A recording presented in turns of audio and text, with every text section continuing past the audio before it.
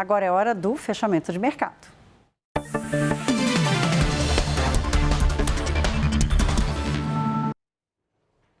Hoje a gente vai ter um fechamento de mercado diferente. Não teremos o Fernando Nakagawa lá no estúdio do Money, mas teremos Gustavo Zanfer, editor, repórter nosso aqui da economia do CNN Money. Bem-vindo, meu querido. Obrigado, Thaís. Boa noite a você. Bem-vindo ao fechamento de mercado.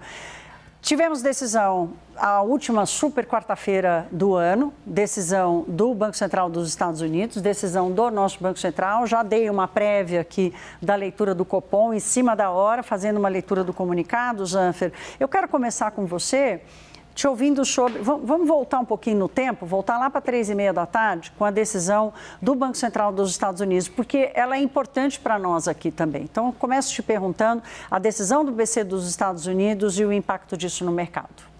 Bom, primeiro, lembrando um pouco sobre os impactos do Ibovespa, porque está tudo interligado, Thaís. Foram dias extremamente agitados para a Bolsa brasileira. O que estava no radar do Ibovespa hoje, Thaís? Dados de inflação com a divulgação do IPCA hoje mais cedo, também o cenário político lá em Brasília e, claro, as decisões de juros, tanto aqui no Brasil como nos Estados Unidos. Aí vamos lembrar, vamos dar um passinho atrás naquela fatídica sexta-feira da semana passada, quando o Ibovespa batia recordes históricos acima dos 165 mil pontos e vem tentando se recuperar desde então do tombo que tomou nesse dia, nessa sexta-feira. Mais de 4%. Mais de 4% de queda. Inclusive, foi a maior queda da Bolsa desde 2021.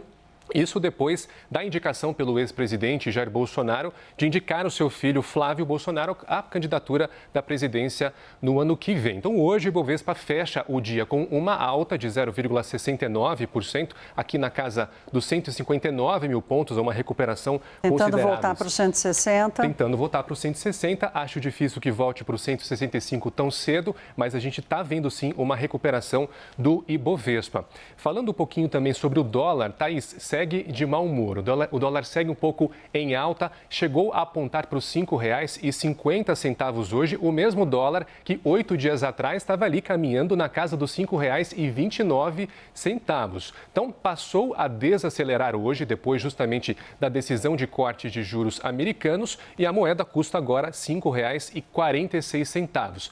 Está desacelerando, tem uma queda de 0,49%. Então, com isso, a gente percebe que ajuda, o que ajuda mesmo a sustentar esses ganhos, ajuda a sustentar também as perdas do mercado, é justamente o otimismo com o corte de juros pelo Banco Central no ano que vem. Talvez agora esse otimismo esteja um pouco arrefecido com o comunicado do Copom, que foi um pouco mais duro, indicou aí um enrijecimento da taxa de juros por um tempo mais prolongado.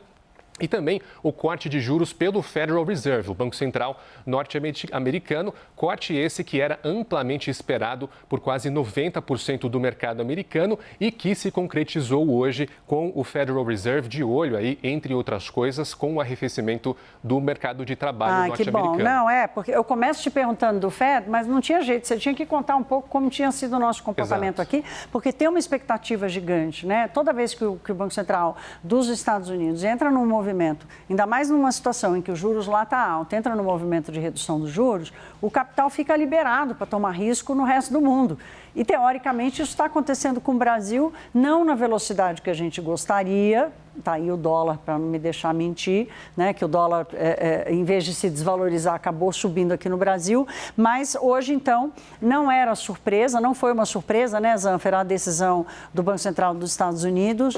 Agora, a sinalização para os próximos movimentos, o Jeremy Powell, o presidente do Fed, tem sempre uma atitude super republicana, num mercado muito mais amadurecido do que o nosso, com a independência do Banco Central. Ele dá uma entrevista coletiva, não dá muito lead, como a gente fala em jornalismo, mas ele se posiciona, né? Explica para a gente, então, essa decisão, Zanfer, qual foi a sinalização do Banco Central dos Estados Unidos e o que a gente pode esperar para frente? Bom, a sinalização foi que, só começando por hoje, o corte foi de 0,25 pontos, era amplamente esperado pelo mercado, esse corte com o Banco Central norte-americano já mirando para os próximos passos.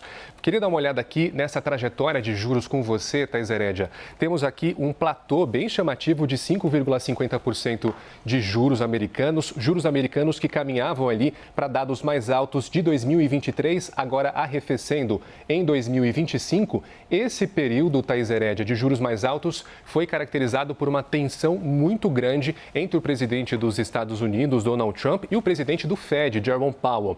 O Donald Trump chegou a dizer que Jerome Powell era uma pessoa estúpida, chegou a dizer que gostaria de demiti-lo do cargo caso os juros dos Estados Unidos não fossem diminuídos. E essa tensão causada por Donald Trump acabou causando uma divisão dentro do próprio Fed, Thaís Herédia. Hoje, pela primeira vez desde 2019, nós tivemos uma divisão, uma dissidência de votos muito grande. A maioria decidiu pelo corte de 0,25 ponto, mas teve dissidentes ali dentro que votaram por um corte de 0,50 ponto. Teve gente que votou ali dentro... O indicado pelo Trump, né? Que foi Exatamente. O Stephen Miller, ele vem fazendo essa campanha por um corte bem maior, né? Exatamente. Até e teve gente que quis manter... Exatamente, até votos para manter. Então, nós tivemos 3 dissidências aí pela primeira vez desde 2019. Então, essa dissidência toda complica um pouco os próximos passos. A gente tem mais dificuldade para prever. A próxima reunião do Federal Reserve para decidir os juros vão ser em janeiro de 2026, só que está mais difícil, Thaís Herédia, de prever os próximos passos.